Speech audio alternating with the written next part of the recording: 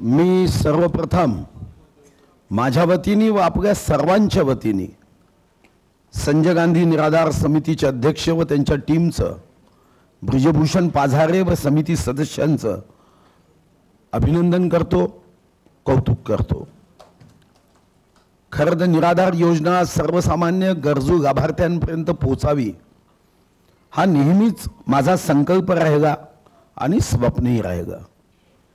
आज जरी मी व्यस्त असलो तरी एक वेळ अशी होती की संजय गांधी निराधार योजनेची बैठक मी आग्रहाने घ्यायचो। निराधार, विधवा, परित्यक्त्या, घटस्फोटिता व ज्यांना सहकार्याची गरज आहे असे श्रावणबाळ योजनेचे लाभार्थी यांच्या मदतीसाठी मी नेहमीच तत्परतेने कार्य करायचो। आज मला आनंद होतोय की 2010 2 एप्रिलला मी जेव्हा या राज्याचा प्रदेश अध्यक्ष झालो तेव्हा आवर्जून गरीबों के सम्मान में भाजपा मैदान में अशी घोषणा केली। आणि आज जेव्हा गरिबांच्या मदतीला ब्रिजभूषण पाझारे व त्यांची टीम मदत करते आहे तेव्हा मला आनंद यासाठी होतो की मला आठवतं की मागच्या पंचवार्षिक मध्ये संजय गांधी निराधार योजनेचं अनुदान हे 600 रुपयावरून 2 अपत्य असेल तर 1200 म्हणजे दुप्पट करण्याचं सौभाग्य तुमच्या आशीर्वादाने मला लाभलं। आता 1200 रुपयाचं अनुदान 1500 रुपये हे माननीय माजी वित्तमंत्री व आत्ताचे उपमुख्यमंत्री देवेंद्र फडणवीस यांनी 1200 चे 1500 केले। आणि एवढंच नव्हे, जेव्हा एखादा निराधार गरीब आम्हाला फोनवरून सांगतो की साहेब 4 महिने झाले आमचं अनुदान आलं नाही, तेव्हा मला नेहमीच राग येतो, चीड येते, संताप येतो। मला आठवतं की 3 महिन्यापूर्वी असाच एक फोन मला आला। दुसऱ्या दिवशी मंत्रिमंडळाची बैठक होती आणि त्या बैठकीमध्ये आवर्जून हा विषय तुमच्या वतीने मी मांडू शकलो आणि माननीय मुख्यमंत्री माननीय देवेंद्रजी व माननीय अजितदादांनी सुद्धा अतिशय संवेदनशीलतेने निराधारांचं अनुदान हे 2 महिन्यात त्यांच्या खात्यात जाण्याची व्यवस्था केलीच पाहिजे असे आदेश दिले आहेत।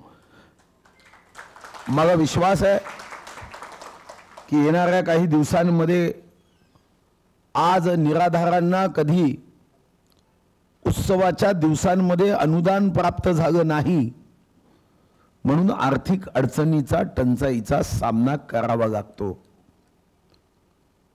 2 महिन्यापूर्वी जेव्हा माझ्या लक्षात आमच्या असिस्टंटनी एका निवेदनाच्या माध्यमातून लक्षात आणून दिलं की राष्ट्रीय कुटुंब आर्थिक सहाय्य योजना ज्यामध्ये बीपीएलचा परिवार असेल आणि करता अचानकपणे त्याचा मृत्यू झाला तर मला आठवतं की 2013च्या अगोदर त्याची मदत फक्त 10,000 रुपये होती। मी आजही माझ्याकडे फाईल आहे, हा प्रश्न केंद्राशी संबंधित होता, पण मी पाठपुरावा सातत्याने पूर्ण मंत्र्यांना पत्रव्यवहार आणि त्यानंतर आता मात्र 10,000 ची ही मदत 20,000 रुपये झाली। पण 20,000 झाल्यानंतर सुद्धा लवकर ती मदत मिळत नव्हती, निधी अटकला होता। मागच्या 15 दिवसाच्या अगोदर हा सर्व निधी एकूण 751 केसेसचा 2 कोटी रुपये निधी हा आता आपण उपलब्ध करून दिला आहे आणि राष्ट्रीय सहायता योजनेचंही अनुदान हे आपल्याला प्राप्त होणार आहे। काल विश्वगौरव देशनायक नरेंद्र मोदीजी ज्यांचा एक शब्द मला आवडतो, आनंद देतो की देशाचा प्रधानमंत्री या देशातल्या जनतेला मेरे परिवारजनों असं उद्देशून बोलतो आणि नुसतं बोलत नाही,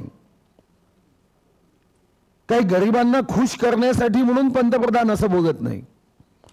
हे खरं आहे की या अगोदर जसं आपल्या जेवणाच्या घासाला लोणचं लावावं तसे काही भाषणाचे शब्द असायचे. गरीब हा शब्द त्यापैकी एक की ज्यामध्ये शब्दाचा उपयोग केला जायचा, पण गरिबांच्या जीवनामध्ये बदल व्हावा ही कृती होत नव्हती. पण माननीय मोदीजींनी ती कृती केली. आज 80 कोटी लोकांना मोफत धान्य देणारा जगातला एकमात्र कोणी नेता असेल जगातला तर तो नरेंद्र मोदी आहे. जेव्हा कोविडचं संकट आलं, सारा जग काय करावं काय करू नये संदिग्ध मनस्थितीत गेलं. करायचं काय? पण आमचा पंतप्रधान एका निश्चल मनाने या देशामध्ये मी काय करू शकतो या भावनेने काम करत होते. 20 कोटी महिलांच्या खात्यामध्ये या कोविडच्या प्रसंगामध्ये जेव्हा आर्थिक अडचण मंदी जगात होती तेव्हा 20 कोटी महिलांच्या खात्यामध्ये थेट महिन्याला 500 रुपये टाकणारा जगातला एकमात्र नेता असेल तर प्रधानमंत्री नरेंद्र मोदी. कोविडमध्ये तर सर्वांना मृत्यूची भीती वाटत होती. मुख्यमंत्री असेल का ग्रामपंचायतचा सदस्य असेल, मी असेल की तुम्ही असेल, प्रत्येकाला कोविड हा आजारच माहित नव्हता. मनात भीती असायची. कुठेतरी कानावर यायचं की आपल्याच परिचयाचा व्यक्ती 4 दिवसापूर्वी आपल्याशी फोनवर बोलला आणि 4 दिवसानंतर फोन यायचा की आता ते आपल्यामध्ये नाही. ताण होता, तणाव होता. पण तेव्हाही माननीय मोदीजींनी जे जगातल्या श्रीमंत देशाला घडवता आलं नाही ते घडवलं की या देशामध्ये 227 कोटी वॅक्सिन या मोफत दिल्या. जगात कोणत्याही देशाच्या पंतप्रधानांनी मोफत वॅक्सिन दिल्या नाही. आणि एवढंच नव्हे, आमच्या देशातले काही राजकीय नेते वॅक्सिन बद्दल प्रश्नचिन्ह निर्माण करत होते. ते म्हणाले म्हणजे काही लोकांना सवयच आहे की आपल्या देशामध्ये तयार झालेली वस्तू म्हणजे कमजोर आणि दुसऱ्या देशातली टपरी वस्तू असेल तरी उत्तम. हे काही लोकांचा भावच आहे. मग ते वॅक्सिन असो की नेता असो. विदेशी नेता असेल तर तो चांगला, देशी असेल तर वाईट. आणि मग अशा प्रसंगामध्ये एक मात्र आपला देश होता की ज्याने वॅक्सिन तर मोफत दिलंच, पण हे दिल्यानंतर एक आश्चर्यजनक घटना झाली की फायझर सारख्या कंपन्यांचं वॅक्सिन असफल झालं, पण भारताचं वॅक्सिन मग जगातल्या 50 देशांनी खरेदी केलं. मोठ्या देशातल्या वॅक्सिनची खरेदी कोणी केली नाही. आपण घरकुल गरिबाचं व्हावं म्हणून जिल्ह्यात प्रयत्न करतोय. तुमच्यापैकी जर काल कोणी वर्तमानपत्र वाचलं असेल तर माननीय हरदीप सिंग पुरी गृहनिर्माण मंत्री, नगरविकास मंत्री, ज्यांच्याकडे गृहनिर्माण खातं आहे, पेट्रोलियम खातं आहे, आपण चंद्रपूरमध्ये माडामध्ये गरिबांसाठी 10,000 घर बांधण्याचा आज मंजुरी घेतली आहे. एखादा गरीब व्यक्ती असेल तर त्याला अतिशय स्वस्त दरात, अल्प दरात त्या घरात राहता यावं. भारत माता माझी आई आणि डोकं ठेवायला जागा नाही असं होऊ नये. आणि मला आनंद आहे की आमच्या पक्षाची टीम पूर्ण शक्तीने गरिबांची सेवा करण्यासाठी पूर्ण मदत करते. पण 3 निर्णय आम्ही आपल्या सेवेसाठी ठरवले आहे. एक निर्णय की आपण सांगितलं की अनेकदा आर्थिक टंचाईनी, पैशाच्या अभावी नेत्र चिकित्सा होत नाही, नेत्र तपासणी होत नाही. आणि हे तर नैसर्गिक आहे की जसं जसं वय वाढतं तसं मोतीबिंदू होतो, चष्मा लागतो, दिसत नाही. आणि जर त्याकडे दुर्लक्ष केलं तर मोतीबिंदूचा काचबिंदू होतो आणि मग मात्र अंधत्व येतं. सायन्स त्याच्यामध्ये मदत करू शकत नाही, डॉक्टर काचबिंदूला मदत करू शकत नाही.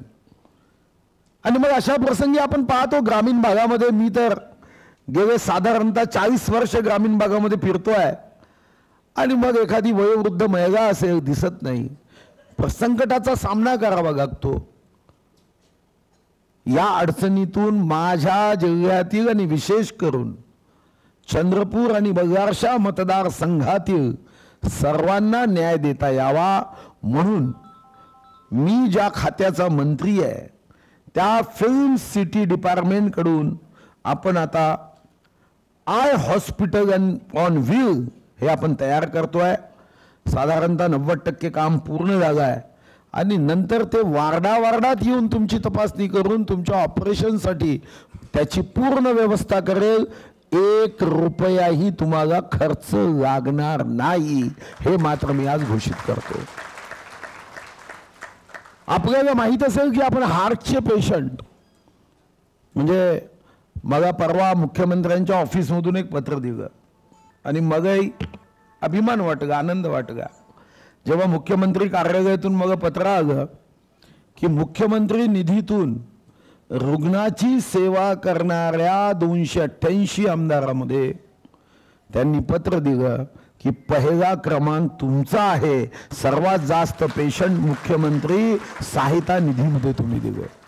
तेव्हा मला अभिमान वाटला, आनंद वाटला की आपल्या हातून एक पुण्याचं काम होत आहे।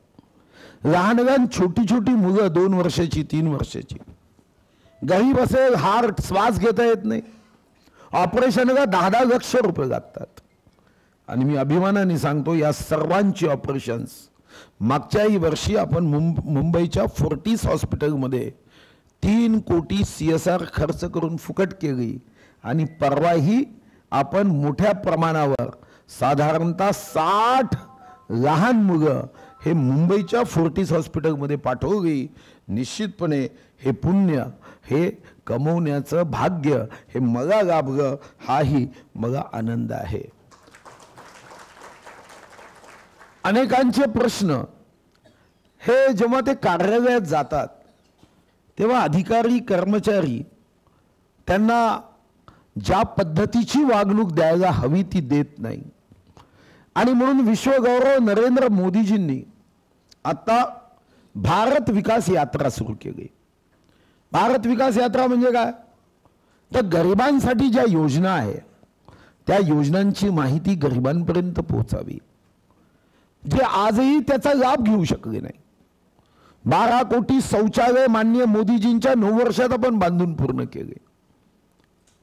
2009 ते 14 हा आकडा आश्चर्यजनक आहे की 2009 ते 14 आमचं सरकार नव्हतं, पण तेव्हा राजीव गांधी घरकुल योजनेतून 1,50,000 फक्त घरांना मंजुरी दिली आणि देशामध्ये फक्त महाराष्ट्रामध्ये फक्त 4,000 घरं ही पूर्ण झाली।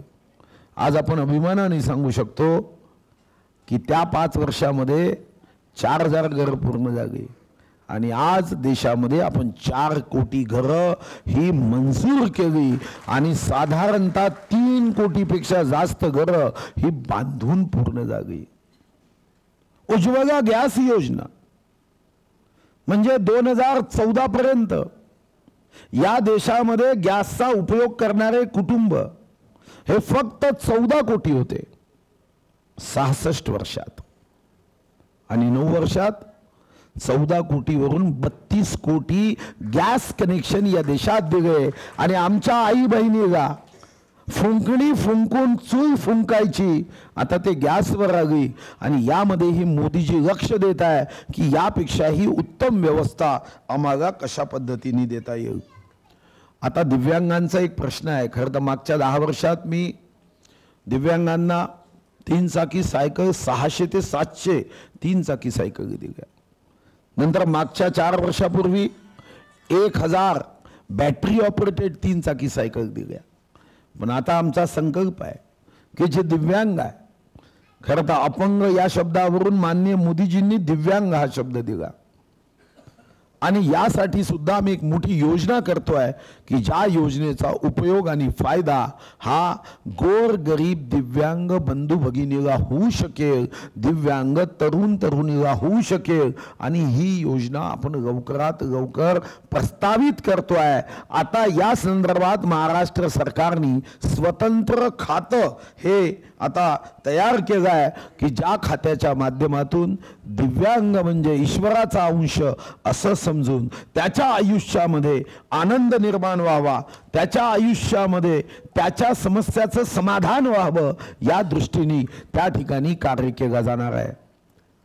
यासोबतच आपण सर्व जिल्ह्यामध्ये असे प्रश्न वेगाने मार्गी लावावे म्हणून आता शासन आपल्या दारी हा कार्यक्रम आपण राबवतोय की सामान्य व्यक्तीला जेव्हा प्रशासनामध्ये कार्यालयात गेल्यावर काही लोक चांगली वागणूक देतात, काही अधिकारी अतिशय मानवतेचा दृष्टिकोन ठेवून वागवतात, पण काही अधिकारी हे विसरतात की त्यांच्या अंगावर असणारे कपडे हे याच लोकांच्या मदतीसाठी सरकारच्या पगारातून घातल्या जात आहे हे दुर्दैवाने ते विसरून जातात। जे चांगले आहेत त्यांच्याबद्दल काहीही आरोप किंवा तक्रार नाही, पण जे वाईट वागतात ते वाईट लोक ओळखू यावे म्हणून आता शासन आपल्या दारी हा कार्यक्रम आपण घेतोय आणि त्या दृष्टीने या जिल्ह्यातल्या प्रत्येक गरिबापर्यंत सरकार शासन हे त्याचे प्रश्न सोडवण्यासाठी त्याच्यापर्यंत पोहोचेल अशी योजना आपण तयार केली आहे। मी पुन्हा एकदा ज्या संजय गांधी निराधार योजनेच्या लाभार्थ्यांना आज ब्रिजभूषण पाजारे व त्यांच्या टीमच्या नेतृत्वामध्ये, खरं तर ब्रिजभूषण पाजारे हा सुद्धा एका मागास जातीमधला आहे, पण नेहमीच अतिशय गरिबांच्या कल्याणाचा विचार घेऊन काम करतो, नाविन्यपूर्ण काम करतो, संयम आणि सेवेच्या भावनेने तो गरिबांचं काम करतो आणि मला अभिमान आहे की असे कार्यकर्ते माझ्याजवळ आहे, याचा निश्चितपणे मला अभिमान आहे। शेवटी याची जाणीव आम्हाला आहे की राज्य येतं आणि जातं, पद येतं आणि जातं, कधी विजय होतो कधी पराभव होतो, विजय झाला तर माजायचं नाही, पराभव झाला तर गाजायचं नाही। हाती जे आपण वाण घेतलाय, हाती जो संकल्प घेतलाय तो संकल्प पूर्ण करण्याच्या दृष्टीने काम करायचं। आणि आज मी या निमित्ताने आपल्या सर्वांना विश्वास देतो की आम्ही मनापासून तुमची सेवा करण्याचं प्रण घेऊन काम करतोय। आम्हाला तुमच्याकडून काहीही नको आहे, फक्त एक गोष्ट मात्र आम्ही आवर्जून तुम्हाला मागू, ती म्हणजे तुमचा आशीर्वाद, तुमच्या सदिच्छा, तुमच्या शुभकामना। मला एका गोष्टीची जाणीव आहे की जो काम दवा से नहीं होता वो दुआ से होता है, जे काम लाखो रुपयांनी होत नाही ते काम मात्र गरिबांच्या आशीर्वादाने होतं आणि हे आशीर्वाद तुम्ही आम्हाला सर्वांना द्याल। तुमचा आशीर्वाद हीच आमच्या कामाची शक्ती आहे, तुमचा आशीर्वाद हीच आमच्या कामाच्या वेगाचं टॉनिक आहे, ऊर्जा आहे। तुमचा आशीर्वाद तुम्ही द्यावा आणि या कार्यक्रमाच्या निमित्ताने आम्ही विश्वास देतो की गरिबातला गरीब व्यक्ती, त्याच्या संकटात धावून येणारा कोणी असेल तर तो भारतीय जनता पार्टीचा कार्यकर्ता असेल हा विश्वास देतो। आणि जो नारा मी दिला गरीबों के सम्मान में भाजपा मैदान में, त्यानुसार आमचा कार्यकर्ता तुमची सेवा करेल हा विश्वास देऊन तुम्हाला सदिच्छा देतो। शक्तिदायिनी माता महाकालीच्या चरणी प्रार्थना करतो की तुमचं उत्तम आरोग्य असावं। आम्ही चंद्रपूरमध्ये महाआरोग्य शिबिर घेतोय, ज्यांना कुणाला त्याचा लाभ घ्यायचा असेल निश्चितपणे घ्यावा, पण ईश्वरचरणी हीच प्रार्थना आहे की आयुष्यभर तुम्हाला ईश्वराने भरभरून आनंद द्यावा, सुख द्यावं, समाधान द्यावं। खूप खूप शुभकामना, खूप खूप धन्यवाद।